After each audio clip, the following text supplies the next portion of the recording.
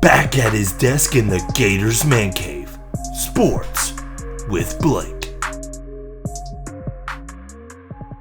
What is going on, everybody? So I want to talk about this Nick Saban, Jimbo Fisher, Deion Sanders, all this kind of debacle.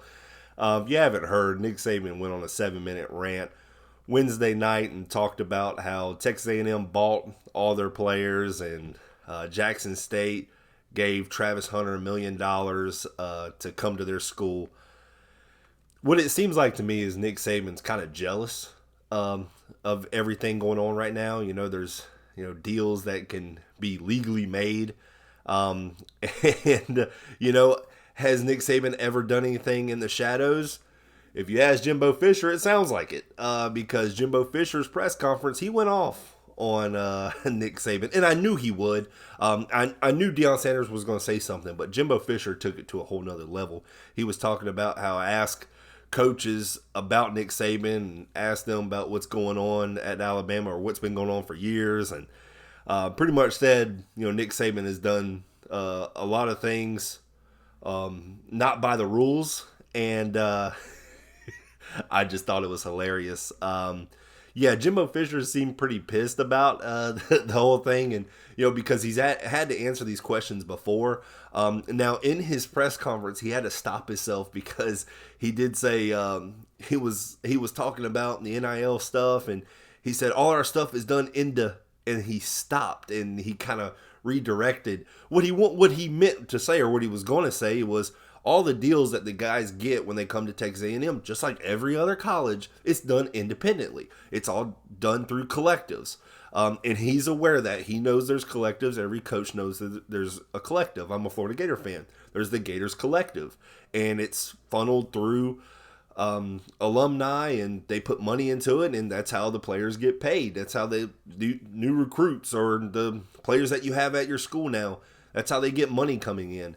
Not all, but a majority. That's where all the money's coming from. But just this whole thing, you knew it was going to blow up. It popped up Wednesday night, and as soon as Nick Saban said it, you knew it was just going to start a whirlwind, and all the talk shows were talking about it. It just seems like Nick Saban's a little jealous, and because now he's got the number 2 recruiting class instead of the number 1. But look. This NIL stuff is a huge deal for a lot of teams. Now it levels the playing field. Look, I don't know if Deion Sanders and Jackson State, if they got an NIL deal for Travis Hunter. Look, you know what? If it was me, even if he didn't or he did, I'd be like, hey, look, we're a small team and we were able to get the number 1 player in the country. Even if we did give him $1 million or not, we got him over you.